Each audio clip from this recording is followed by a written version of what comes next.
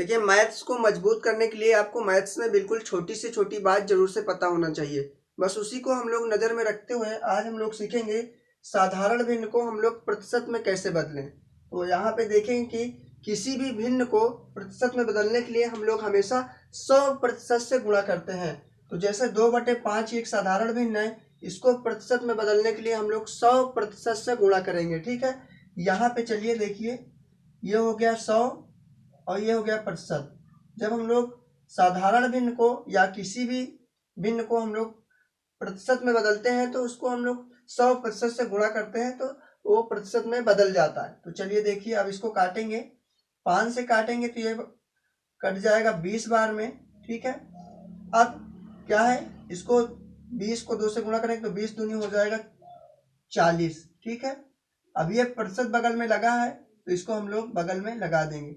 देखिए, जब 2/5 को हमने प्रतिशत में बदला तो कितना प्रतिशत आया, 40% आया।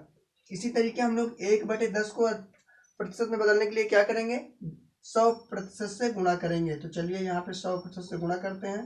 ठीक है, अब इसको काटेंगे, ये 10 से 100 को काटेंगे, 10 बार में कट जाएगा, वो 10 दाम होता है 100। अब इस 10 को 1 में गुणा करेंगे तो 10 एक कम 10 ही रह जाएगा, इसीलिए हम लोग यहाँ पे 10 लिखेंगे।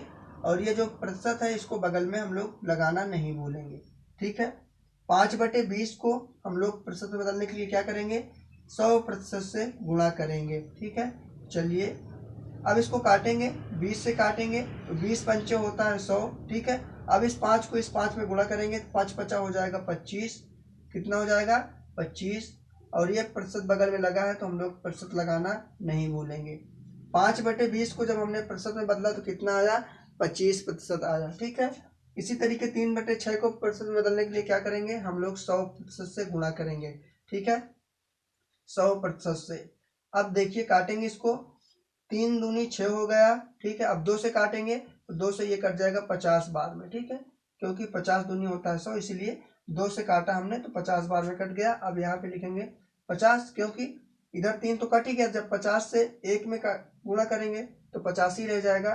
प्रतिशत बगल में लगाना हम लोग बिल्कुल नहीं भूलेंगे। ठीक है, जब हमने 3/6 को प्रतिशत में बदला तो कितना आया, 50% आया। ठीक है, अब आप इसको चेक भी कर सकते हैं। किस तरीके चेक करेंगे, जैसे 40% को अगर फिर से आपको दोबारा भिन्न में बदलना है तो क्या करेंगे, यहाँ पे आपको ये देखना है कि प्रतिशत का मतलब क्या होता है। जहां कहीं भी आपको प्रतिशत लिखा हुआ दिखाई देता है, इसका मतलब क्या होता है, जिस भी किसी संख्या के दाहिने साइड प्रतिशत लगा होता है, जैसे यहाँ पे देखिए 40% है, इसके दाहिने साइड में प्रतिशत लगा है, तो प्रतिशत का मतलब होता है इसी संख्या के बटे में 100। ठीक है, इसी संख्या के बटे में 100। अब इसको काट देंगे, 1 0 से 1 0 काट देंगे। अब 2 से काटेंगे तो कितना हो जाएगा, 2 दूनी 4, 2 पंचे 10। ठीक है, अब कितना बचा, 2/5। ठीक है, 2/5। अब आप देखिए, ये 2/5 और ये 2/5। जब हमने 40% को दोबारा भिन्न में बदल कर देखा तो 2/5 फिर से वापस आ गया। तो इस तरीके से आप चेक भी कर सकते हैं कि आपने जो भी भिन्न को प्रतिशत में बदला वो सही है या नहीं। तो बस इसी तरीके की छोटी छोटी जानकारी प्राप्त करके आप अपने मैथ्स को बहुत मजबूत बना सकते हैं। और मैथ्स को अपने मजबूत बनाने के लिए, इसी तरीके की छोटी छोटी जानकारी सीखने के लिए, छोटी छोटी एजुकेशन से रिलेटेड टिप्स एंड ट्रिक्स सीखने के लिए हमारे चैनल को जरूर से जरूर सब्सक्राइब करें। तो चलिए मिलते हैं नेक्स्ट क्लास में, तब तक के लिए thank you, bye bye and take care.